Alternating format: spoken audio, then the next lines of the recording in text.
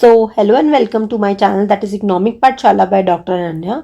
आज हम बात करने वाले हैं अबाउट द टॉपिक मल्टीकोलिनियरिटी।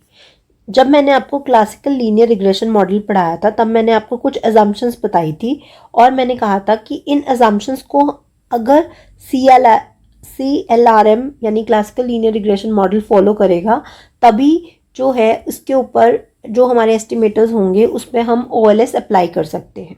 ठीक है, अगर ये assumptions फुलफिल नहीं होती हैं तो कुछ प्रॉब्लम्स आती हैं, जिसमें से एक प्रॉब्लम हम आज स्टडी करने वाले हैं, दैट इज ऑफ मल्टीकुलरिटी। तो मल्टीकुलरिटी होता क्या है, उस पे जाने से पहले मैं आपको बताती हूँ कि मल्टीकुलरिटी की जो टर्म है ये हमें दी थी रैगनर फ्रिश ने। इट इज़ वेरी इंपॉर्टेंट, ये आपको पता होना चाहिए। इस टर्म को रैगनर फ्रिश ने दिया था, ठीक है, जो कि कहता है कि multicollinearity is a presence of linear relationship between the explanatory variables या अमंग द एक्सप्लेनेटरी वेरिएबल्स। तो अब हम नॉर्मल उसमें समझते हैं कि होता क्या है। तो मल्टीकुलरिटी मतलब, मल्टीकुलरिटी का सिंपल सा ये मीनिंग है that there is a relationship among the explanatory variables. यानी एक्सप्लेनेटरी वेरिएबल्स क्या होते हैं, जिसको हम इंडिपेंडेंट वेरिएबल्स भी बोलते हैं, यानी x1 x2 x3। अगर इनके बीच में आपस में कोई कोरिलेशन है तो इस प्रॉब्लम को हम क्या बोलते हैं, मल्टीकुलरिटी। और ये बात इंपॉर्टेंट है टू नोट दैट कि रिलेशनशिप कैसा होना चाहिए, लीनियर या non linear. So the answer is linear, तभी मैंने यहाँ पे आपको लिखा हुआ है, यहाँ पर जो आंसर है वो है लीनियर। नॉन लीनियर रिलेशनशिप नहीं होगा, जबकि कैसा रिलेशनशिप होना चाहिए, एक लीनियर रिलेशनशिप होना चाहिए, राइट। तो इसी प्रॉब्लम को हम क्या बोलते हैं, मल्टीकुलरिटी। तो अब इसको मैं एक एग्जाम्पल से आपको समझाती हूँ, बहुत अच्छे से आपको समझ में आ जाएगा। तो एग्जाम्पल ये है कि we have a model like y equals to alpha plus beta 1 x1 plus beta 2 x2 plus ui, जहां पर मैंने आपको बताया था y क्या है, हमारे पास dependent variable, alpha beta 1 beta 2 हमारे क्या है, पैरामीटर्स हैं, एंड जो कि क्या होते हैं, कांस्टेंट होते हैं, और x1 और x2 हमारे क्या है, इंडिपेंडेंट या एक्सप्लेनेटरी वेरिएबल्स है। यानी कि अगर x1 और x2 के बीच में कोई रिलेशनशिप निकल कर आता है तो इसी को हम क्या बोलते हैं, मल्टीकुलरिटी बोलते हैं, राइट। ओके, जहां पर इस एग्जाम्पल में y जो है वो है स्टूडेंट की कंजप्शन, x1 है हमारा पॉकेट मनी, x2 है हमारी फादर की इनकम। तो आपको पता होगा कि किसी भी स्टूडेंट की पॉकेट मनी जो है वो किसके ऊपर डिपेंड करती है, उसके फादर की इनकम के ऊपर डिपेंड करती है, राइट। अगर किसी के पापा की इनकम बढ़ गई तो ऑब्वियसली उनकी पॉकेट मनी भी क्या हो जाती है, देयर आर हाई चांसेस कि उनकी पॉकेट मनी भी क्या हो जाएगी, इंक्रीज हो जाएगी। क्योंकि उनकी पॉकेट मनी इंक्रीज होगी तो उनकी कंजप्शन भी इंक्रीज हो जाएगा, राइट। तो यानी स्टूडेंट का कंजप्शन सिर्फ उसकी पॉकेट मनी पर डिपेंड नहीं कर रहा है, रैदर उसके फादर की इनकम के ऊपर भी डिपेंड कर रहा है, ठीक है। तो there will be an indirect और डायरेक्ट रिलेशनशिप, हम कह सकते हैं किस किस के बीच में, पॉकेट मनी और फादर की इनकम के बीच में कैसा रिलेशनशिप है, एक पॉजिटिव रिलेशनशिप है, लीनियर रिलेशनशिप है, ठीक है, जिसकी वजह से प्रॉब्लम कौन सी अराइज हो रही है, मल्टीकुलरिटी की। ओके, तो मल्टीकुलरिटी की बेसिक प्रॉब्लम है क्या, तो प्रॉब्लम ये है कि अगर हम जब एक्सप्लेन करते हैं अबाउट बीटा 1 तो हम क्या कहते हैं, जब हम बीटा 1 को एक्सप्लेन करते हैं, मैंने आपको फर्स्ट क्लास में करवाया भी था, व्हेन बीटा 1 इंक्रीजेस तो क्या होता है, तो हम क्या कहते हैं कि बीटा 1 का मतलब है कि अगर x1 को हम 1 यूनिट से बढ़ाते हैं तो y1 कितने यूनिट से बढ़ेगा, बीटा 1 यूनिट से। प्लीज इग्नोर दैट, मैंने क्या बोला, मैंने कहा कि अगर x1 को हम 1 यूनिट से बढ़ाते हैं तो y1 जो है या y जो है वो इंक्रीज होगा बीटा 1 यूनिट से। लेकिन यहाँ पर ऐसा नहीं हो रहा है, x1 यानी कि पॉकेट मनी बढ़ने से स्टूडेंट की कंजप्शन बीटा 1 से नहीं बढ़ रही, बीटा 1 से ज़्यादा से बढ़ रही है। क्यों, क्योंकि फादर की इनकम का इम्पैक्ट भी क्या आ रहा है, उसकी कंजप्शन पर आ रहा है। So it will not be the true representator, यानी कि बीटा 1 जो है वो ट्रूली रिप्रेजेंट नहीं करता है। यही प्रॉब्लम है मल्टीकुलरिटी की, ठीक है। Although multicollinearity is not a serious problem as the other problems of heteroscedasticity and जो भी हम बाकी और पढ़ने वाले हैं, मॉडल स्पेसिफिकेशन हो गई, ये सब चीज़ें हैं, उनसे ज़्यादा मतलब कि बहुत ज़्यादा नहीं है, but it is a problem, तो that's why we are discussing it here. Okay, एक और चीज़ मैं आपको बताना चाहती हूँ। जब मैंने आपको कहा कि मल्टीक्लिनैरिटी जो है वो एक लीनियर रिलेशनशिप है अमंग द एक्सप्लेनेटरी वेरिएबल्स और वो नॉन लीनियर रिलेशनशिप नहीं है, तो क्वेश्चन ये अराइज होता है कि अगर नॉन लीनियर रिलेशनशिप एग्जिस्ट करता है between the two explanatory variables, तो इस प्रॉब्लम को हम क्या कहेंगे? तो इस प्रॉब्लम को हम बोलते हैं मॉडल स्पेसिफिकेशन प्रॉब्लम, जिसको हम फंक्शनल फॉर्म के वाले में कवर करेंगे। तो आप लिख लीजिएगा, इसको हम बोलते हैं मॉडल स्पेसिफिकेशन प्रॉब्लम। ठीक है, आई होप क्लियर हो गया होगा। अब मल्टीक्लिनैरिटी दो तरह की होती है, एक होता है परफेक्ट और एक होती है इम्परफेक्ट। परफेक्ट और इम्परफेक्ट का क्या मतलब है? परफेक्ट मल्टीक्लिनैरिटी का मतलब है कि जो दो वेरिएबल्स हैं उनके बीच में जो रिलेशनशिप होगा वो कैसा होगा? वो होगा आर की वैल्यू जो होगी वो आइदर +1 होगी या -1 होगी। ठीक है, R shows the coefficient of correlation, right. और अगर इम्परफेक्ट होगा, इम्परफेक्ट मल्टीक्लिनैरिटी होगी, तो आर की वैल्यू जो है वो हाई होगी, यानी कि एज +1 और -1 जितनी हाई तो नहीं होगी, लेकिन कहीं ना कहीं इनके बीच में होगी। ठीक है, दूसरी चीज जो हम देख सकते हैं कि परफेक्ट मल्टीक्लिनैरिटी में, परफेक्ट मल्टीक्लिनैरिटी के केस में क्या होगा? से x1 is a function of x2 like this. ठीक है, ये होगा परफेक्ट मल्टीक्लिनैरिटी के केस में। और इम्परफेक्ट के केस में क्या होगा? x1 is 5 times x2i plus lambda. Lambda मतलब कुछ भी वेरिएशन हो सकता है। जैसे कि मैं इसको आपको एग्जाम्पल से समझाती हूँ। अगर मैंने बोला कि फादर की इनकम का 50% है, सॉरी 10% है पॉकेट मनी ऑफ स्टूडेंट। ठीक है, तो ये क्या हो गया? ये परफेक्ट मल्टीक्लिनैरिटी होगी। हमने क्या कहा कि जो पॉकेट मनी है वो 10% होगी फादर की इनकम का। मान लीजिए किसी की फादर की इनकम 50,000 है, तो उसकी कितनी होगी? 5,000 होगी पॉकेट मनी। ठीक है, किसी की 10,000 है तो उसकी 1,000 रुपये पॉकेट मनी होगी। तो इट ऑल डिपेंड्स, हमने क्या कर दिया? फिक्स कर दिया। इसी तरह के रिलेशनशिप को हम क्या बोलते हैं? परफेक्ट मल्टीक्लिनैरिटी। और इम्परफेक्ट कैसे होगी? कि 5 हमने बोल दिया कि किसी की जो पॉकेट मनी है वो अपने फादर की इनकम का 10% होगी, प्लस माइनस कुछ वेरिएशन हो सकता है, यानी कि प्लस माइनस लैम्डा। यानी कि हो सकता है कि 5,000 जिसकी इनकम, 50,000 जिसकी फादर की इनकम है, उसकी पॉकेट मनी 5,000 हो, प्लस माइनस कुछ वेरिएशन हो। मे बी ज़्यादा देना चाहते हो तो मे बी वो 100 रुपीज़ ऊपर दे दें। ठीक है, या -100 कम दे दें, या 1,000 प्लस दे दें, या 1,000 माइनस दे दें। तो इस तरह का अगर रिलेशनशिप होगा तो इसको हम क्या बोलेंगे? Imperfect multicollinearity. ठीक है, दोनों के कॉन्सिक्वेंसेस अलग होते हैं, that's why we are studying them separately here कि परफेक्ट क्या होता है और इम्परफेक्ट क्या होता है। अब इसके बाद आता है कि सोर्सेस, यानी कि कौन कौन से ऐसे सोर्सेस हैं और यू कैन से रीजंस है जिसकी वजह से मल्टीक्लिनैरिटी की प्रॉब्लम आती है। तो जैसे हम इकोनॉमिक्स पढ़ते हैं तो आपको पता है देयर आर सर्टन वेरिएबल्स। ठीक है, जो मैक्रो इकोनॉमिक जनरली वेरिएबल्स होते हैं वो सारे एक साथ मूव करते हैं। ठीक है, अगर कंजप्शन कम होती है तो सेविंग भी कम हो जाती है, right.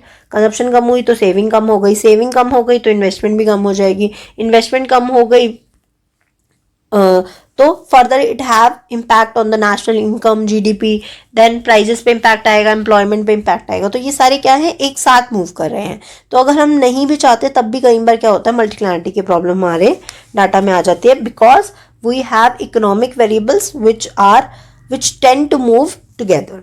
Next is use of lag value. Lag value क्या होती है? अपनी ही वेरिएबल की पास्ट वैल्यू को लेने को हम क्या बोलते हैं? लैग। ठीक है, यानी कि कंजप्शन है, फॉर एग्जाम्पल कंजप्शन है, कंजप्शन एक फंक्शन है पास्ट इनकम का, right.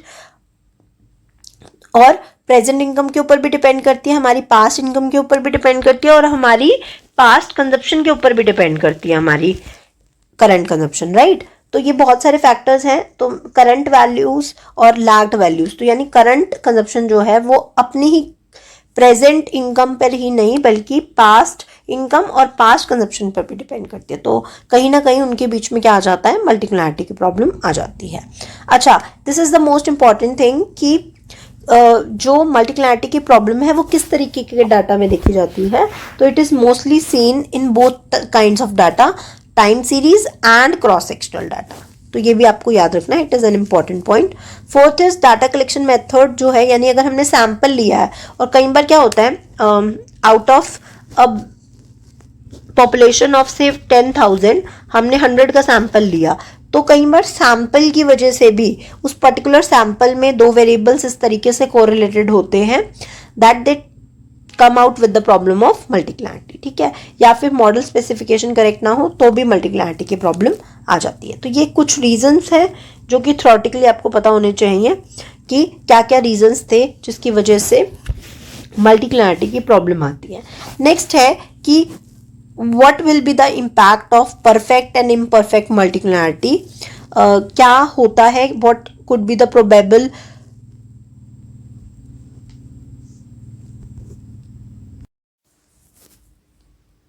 so now we are going to discuss that what are the consequences of multiclinarity। तो सबसे पहले consequence की बात करने के लिए I have to tell you कि क्या होगा अगर there is a problem of perfect multiclinarity in your model, ठीक है।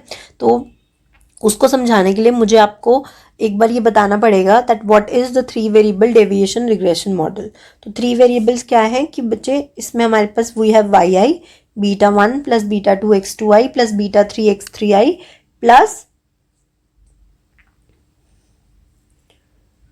ui, ठीक है।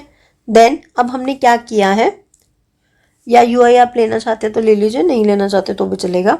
Then we have y bar, हमने अब क्या किया है, इसका मीन लिया है, and we have beta 2 x2 bar plus beta 3 x3 bar plus ui।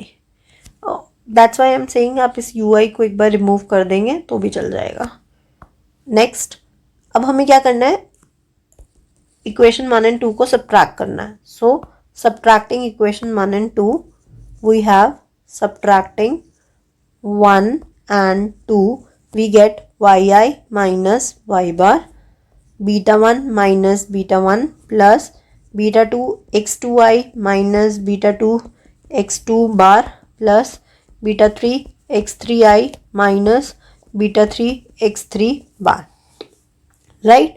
So we have yi minus y bar, तो मैंने बताया था ये क्या बन जाएगा, small yi, because small yi is nothing but the actual variable minus their deviation, ठीक है। ये मैं ऑलरेडी आपको बता चुकी हूँ, दोनों सेम है तो it will become 0 plus beta 2 common ले लिया, x2i माइनस x2 बार, तो स्मॉल x2i हो जाएगा plus beta 3 x3i minus x3 बार, जो कि क्या हो जाएगा, it will become small x3i, ठीक है, विल बिकम स्मॉल x3i, ठीक है। तो ये this model is known as the deviation model. Deviation model क्यों बोला है, क्योंकि हम एक्चुअल वैल्यू में से उसकी डेविएशन यानी मीन डेविएशन जो है उसको माइनस कर रहे हैं, उसके बाद हमारे पास ये इक्वेशन आ रही है। सो आप लिखेंगे we have model like Y I beta 2 x2, beta 2 cap लगा दिया अगर हम इसका एस्टिमेटेड फॉर्म निकाल रहे हैं तो, एंड x3i प्लस ui, ठीक है। So this would be the ui लिख लो, ei लिख लो, ui कैप लिख लो या ei लिख लो, वो आपकी मर्जी है, ठीक है। तो this is the equation for the 3 variable deviation model. अब इससे हमारे पास आता है beta 2 cap is equals to summation x2y summation x3 square minus summation x3y and summation x2 x3 divided by summation x2 square summation x3 square minus summation x2 x3 का whole square, right. तो ये value आई है beta 2 cap की, और similarly we have value for beta 3 cap. अब ये value कैसे आई है, इसको मैं एक बार बता देती हूँ। देखिए ये मेरे नोट्स हैं जिसमें मैंने मेंशन किया हुआ है। ऑल्दो बीटा 2 की वैल्यू कैसे आई, ये इसके लिए पूरा प्रोसीजर है। For that you have to go through multiple linear regression model, जो कि अभी तक मैंने नहीं करवाया है, एंड आई थिंक उसके लिए आपको ये सब करने की ज़रूरत भी नहीं है, ठीक है। तो ये है आपका OLS in the case of when there are 2 explanatory variables. तो ये वाला सीन होगा, यानी 3 वेरिएबल्स होगा। तो इस तरीके से पूरा आप इसको सॉल्व करेंगे क्रैमर्स रूल के थ्रू एंड आपके पास ये वैल्यू आ जाएगी β2 की, जो मैंने अभी वहाँ नीचे लिखी है, एंड β3 की, ठीक है। तो मैंने क्रैमर्स रूल क्या होता है वो भी बता रखा है। ये सब मैं आपको नहीं करवा रही हूँ क्योंकि इसकी आपको नीड नहीं है। बस आपको इस केस में अभी ये जानना है कि व्हाट आर द कॉन्सिक्वेंसेज अगर आपके मॉडल में क्या होता है, मल्टीक्लारिटी की प्रॉब्लम है। अगर किसी को वो करना है तो अलग से जब मैं मल्टीपल लीनियर रिग्रेशन मॉडल कराऊंगी तब हम समझ लेंगे, ठीक है। Okay, so moving on to this is the value of β2 cap, ठीक है। अगर आपको ये करना है तो आपको इसको याद रखना पड़ेगा, you have to cram it कि क्या है ये β2 की वैल्यू, ठीक है। अब हमने क्या कहा था, परफेक्ट मल्टीक्लिनैरिटी के केस में क्या होता है, in the case of perfect multicollinearity we have x2i is a function of lambda x3i। Lambda मतलब मैंने यहाँ पर उस टाइम पे आपको भी बता रही थी, तो एग्जाम्पल मैंने ऐसे बताया था, राइट। तो लैम्डा हमने कह दिया कि मतलब कोई भी कांस्टेंट है उससे अगर आप मल्टीप्लाई कर देते हैं तो परफेक्ट मल्टीक्लिनैरिटी लिखती है, ठीक है। तो इन दैट केस अगर मैं x2 इसका बार ले लूँ, then we have lambda and x3 bar. अब इन दोनों को सब्ट्रैक्ट करेंगे तो क्या आ जाएगा, we have x2i minus x2 bar is equals to lambda x3i minus x3 bar, and it came out to be x2 में से उसका मीन निकालेंगे तो we have x2i small lambda x3i।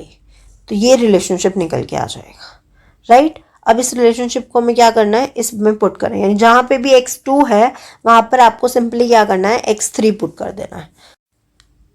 सो अब हमें क्या करना है, इस रिलेशनशिप को हमें इस β2 कैप में पुट करना है। तो करें, β2 cap is equals to we have summation x2 की जगह हमें क्या करना है, लैम्डा x3 पुट करना है इनटू y, ठीक है। ये पूरा एक ब्रैकेट है, summation x3 square minus summation x3y into summation x2 की जगह हमें क्या पुट करना है, लैम्डा x3। तो we have summation lambda x3 into x3, ठीक है। तो अगर मैं इसको ब्रैकेट में लिखूँ तो इस तरीके से हो जाएगा।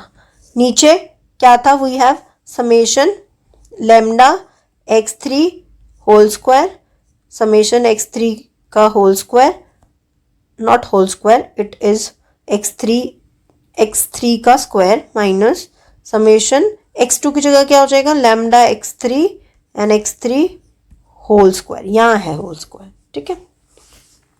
नाउ अब इसको सॉल्व करेंगे तो क्या आ जाएगा हमारे पास, देखो we have lambda common out कर लेते हैं, लैम्डा को देखो मैं इसको हाईलाइट करती हूँ, एक second.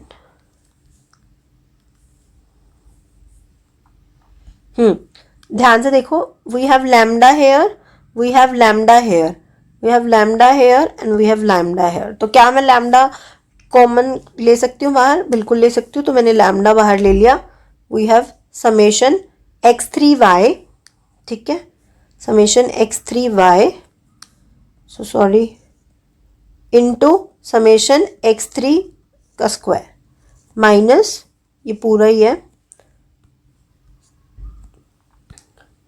Minus summation x3y, so we have summation x3y into क्या हो जाएगा, लैम्डा तो बाहर आ गया, समेशन x3 का स्क्वायर, राइट। अब आप देखो तो अंदर क्या हो गया, बिल्कुल सेम टर्म है, राइट। यहाँ पे पहले ले लेते हैं फिर मैं बात करती हूँ। यहाँ से लैम्डा ले लिया तो summation x3 square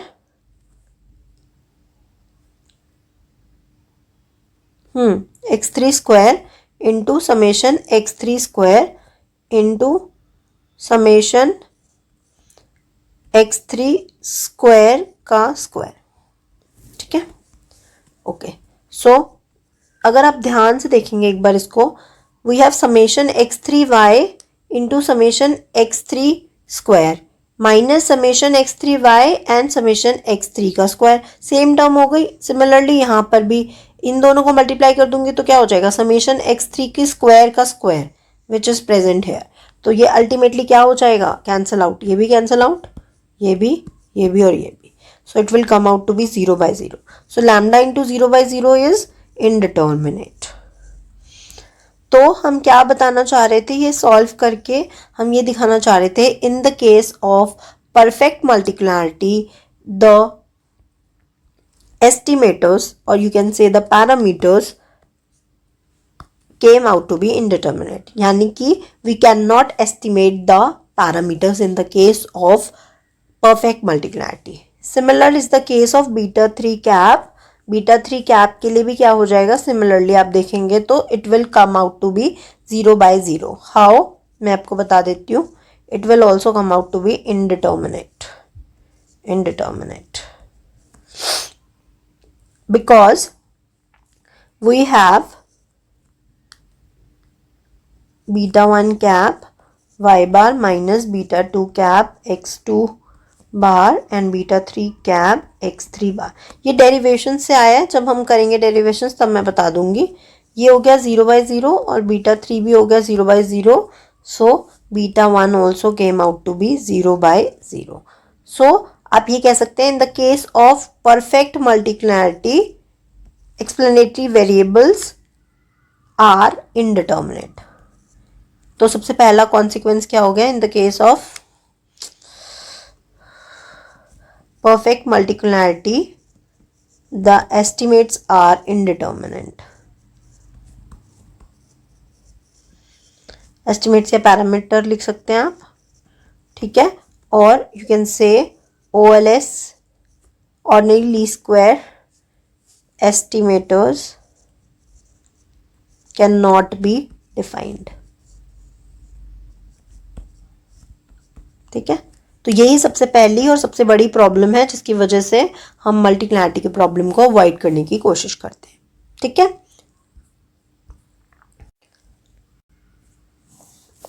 and the second major issue that came out to be is that the standard errors are infinitely large। तो अगर आपसे कोई सेपरेटली पूछे that what are the problem in the case of perfect multicollinearity, तो आपने कहना है कि दो बातें हैं, दैट इज कि जो हमारे एस्टिमेटर्स हैं that can not be determined, and second standard errors are infinite. ठीक है, जिसकी वजह से वेरिएंस लार्ज होता है and there are lot of problem जो भी हम बात करने वाले हैं। In the case of imperfect multicollinearity, in the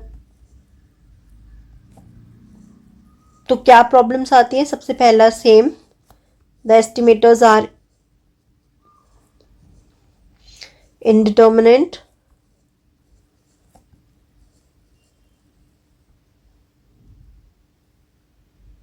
sorry, we are talking about imperfect multicularity, so estimators are determinate although we can determine their values, but they are unbiased, linear, consistent, but not efficient। that is उनका variance बहुत ज़्यादा high होता है, variance is infinitely large.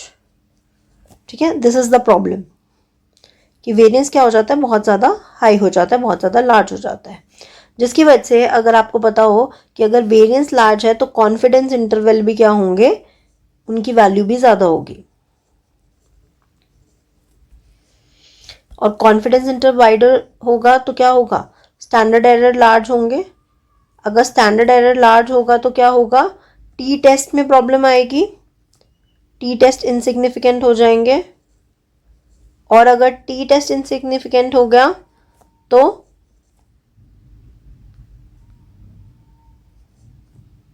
F test will also reject the null hypothesis,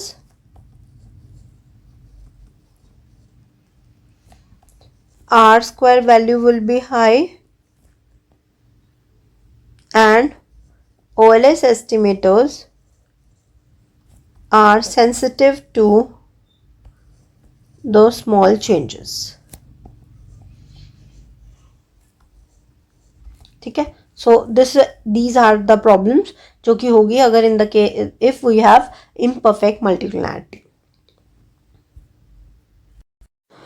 okay, तो अभी हमने consequences देखे and जिसमें मैंने आपको कॉन्फिडेंस इंटरवल के बारे में बताया। सो आई एज्यूम कि आपको पता है, but there might be chances कि कुछ ऐसे स्टूडेंट्स हो जिन्हें नहीं पता हो, जिन्होंने नहीं पढ़ा होगा स्टैटिस्टिक्स में।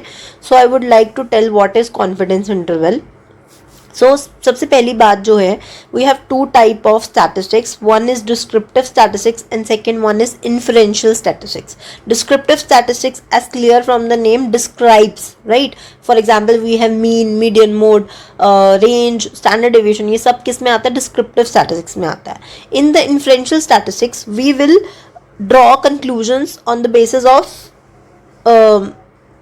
of sample about the population, right? For example, मैंने आपको शायद ये वाला एग्जाम्पल कई बार बताया होगा कि जैसे आपकी मम्मियाँ जो हैं वो क्या करती हैं, जब भी चावल पकाती हैं तो वो क्या करती है, चावल का एक दाना निकालती हैं आउट ऑफ दैट कढ़ाई एंड उसमें से मैश करके देखती हैं। अगर वो पक गया तो वो कह देती है कि पूरी कढ़ाई में जो चावल हैं वो पक गए हैं, और अगर ऐसा नहीं है तो वो कह देती है कि चावल नहीं पके, राइट।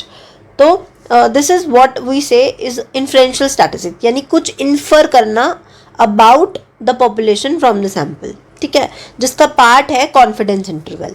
तो एक एग्जाम्पल दिया हुआ है कि जैसे मान लीजिए अगर हम एवरेज एज निकालनी है किसी क्लास में स्टूडेंट्स की, ठीक है, सैम्पल्स के अकॉर्डिंग हमें पता चलता है कि मीन जो है वो है 23। सो इसका क्या मतलब है कि हम ये क्या कर रहे हैं, हम ये एक किसका पार्ट है, मैंने बताया था mean is a part of descriptive statistics, और इसी को हम क्या बोलते हैं, पॉइंट एस्टिमेट। पॉइंट एस्टिमेट मतलब हमने एक सिंगल वैल्यू दे दी है, on the basis of the sample हमने एक सिंगल वैल्यू निकाल दी मीन की। लेकिन इन्फ्रेंशियल स्टैटिस्टिक्स में हम क्या कहते हैं, हम कहते हैं कि हम एक सिंगल वैल्यू नहीं बता सकते कि क्या एज होगी स्टूडेंट्स की। हम क्या करते हैं, हम कह देते हैं कि the age of the average age of the students in this class lies from से 21 to 25, हम ऐसा कह देते हैं। तो अगर हम ऐसा एक रेंज दे रहे हैं तो उसको हम क्या बोलते हैं, कॉन्फिडेंस इंटरवल बोलते हैं, राइट।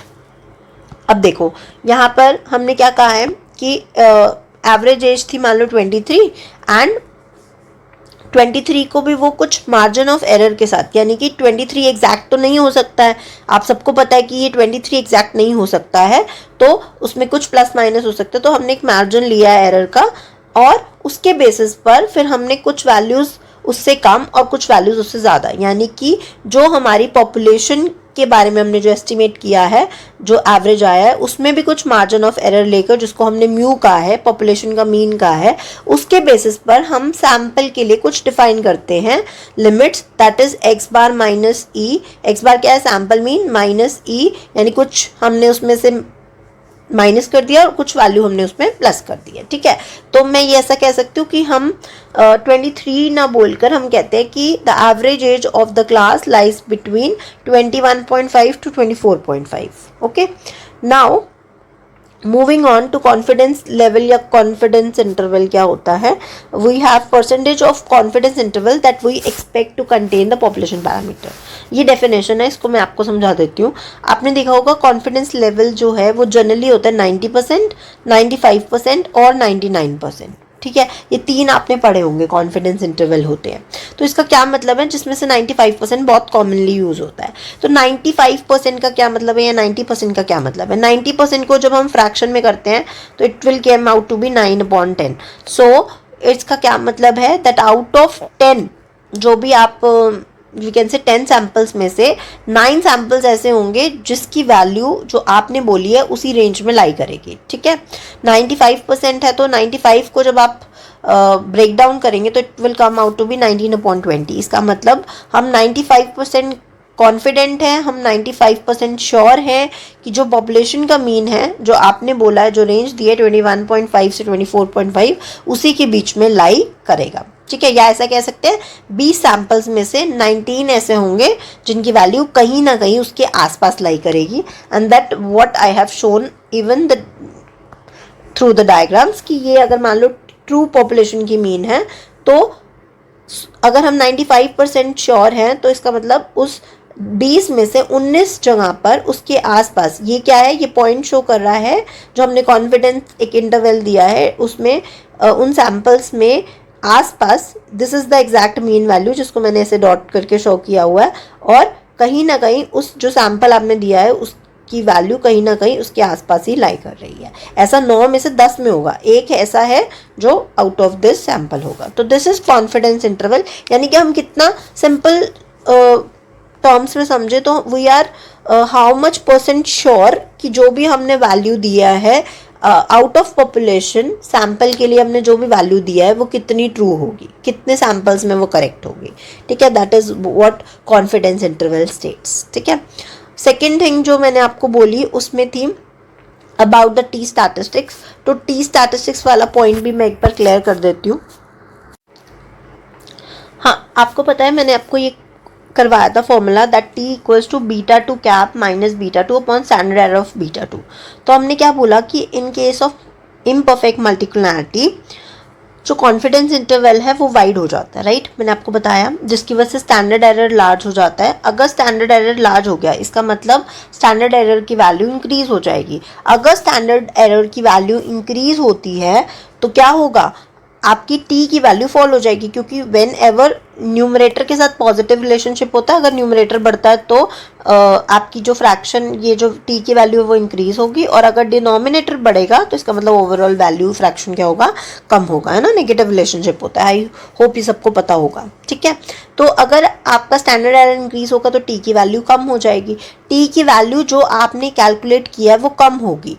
तो मान लीजिए ये आपका डायग्राम है, ठीक है, and this is your T calculated.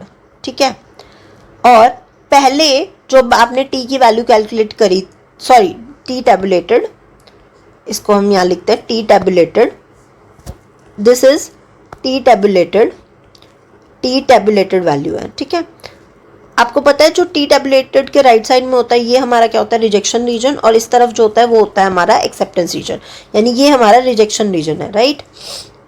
अब मान लेते हैं फॉर एग्जाम्पल जब हमने टी की वैल्यू पहले निकाली थी before the problem of multicollinearity it came out to be से 2.04। ठीक है, और मैं मान लेती हूँ टी टेबुलेटेड वैल्यू है 2, तो 2.04 कहाँ लाई करेगा, ऑब्वियसली 2 के बाद आएगा 2.04, तो मान लो ये 2.04 आ गया, और हमने कह दिया that our null hypothesis is rejected, right. तो नल हाइपोथेसिस क्या हो जाएगा, नल हाइपोथेसिस गॉट रिजेक्टेड, बिल्कुल ठीक है। बट अगर मल्टीकुलरिटी की प्रॉब्लम आ गई तो स्टैंडर्ड एरर इंक्रीज हो जाएगा, स्टैंडर्ड इंक्रीज हो जाएगा तो टी की वैल्यू कम हो जाएगी। अब मान लेते हैं टी की वैल्यू हो गई, अब हो गई मान लीजिए it came out to be 1.56। ठीक है, मैं सिर्फ एज्यूम कर रही हूँ, तो अब ये कितनी आ गई, यहाँ पर आ गई, ऑब्वियसली 2 से पहले आएगा 1.56 which comes out in the acceptance region, तो ये क्या हो जाएगा, एक्सेप्ट हो जाएगा। इस केस में हम क्या कहेंगे, नल हाइपोथेसिस गॉट एक्सेप्टेड। ठीक है, यानी कि हमारा जो होल कॉन्टेक्स्ट था, जो भी हमने फ्रेम आउट किया था वो पूरा क्या हो जाएगा, वो गलत हो जाएगा, यानी हमारे टी टेस्ट जो है वो इनसिग्निफिकेंट रिजल्ट देंगे। जो पहले सिग्निफिकेंट रिजल्ट्स दे रहे थे वो अब गलत चीज को प्रमोट कर रहे हैं। ठीक है, जिसके वजह से एफ टेस्ट भी आपका गलत आएगा, आर स्क्वायर वैल्यू हाई आएगी, and OLS estimator got sensitive. तो ये पॉइंट अगर आपको याद रहता है अबाउट द टी वाला, तो ये आपस में सब कनेक्टेड आपको याद हो जाएगा। ये बात याद रखनी है कि अनबायस्ड लीनियर होगा, कंसिस्टेंट होगा, लेकिन एफिशिएंट नहीं होगा। एफिशिएंट नहीं होगा तो वेरिएंस ऑटोमेटिकली हाई होगा, वेरिएंस हाई होगा तो स्टैंडर्ड एरर अपने आप लार्ज हो जाएगा, and all these things are got connected. I hope अब आपको समझ में आ गया होगा what I am talking about. एक लास्ट और पॉइंट रह गया है about the practical consequences of the multicollinearity, वो हम नेक्स्ट वीडियो में समझा देंगे। ठीक है, आई होप यहाँ तक सबको समझ में आ गया होगा। अगर कोई भी डाउट है तो प्लीज़ कमेंट बॉक्स में नीचे लिखिए। I will help you in any way out, अगर मैं जिसमें भी आपको हेल्प कर सकती हूँ। Thank you.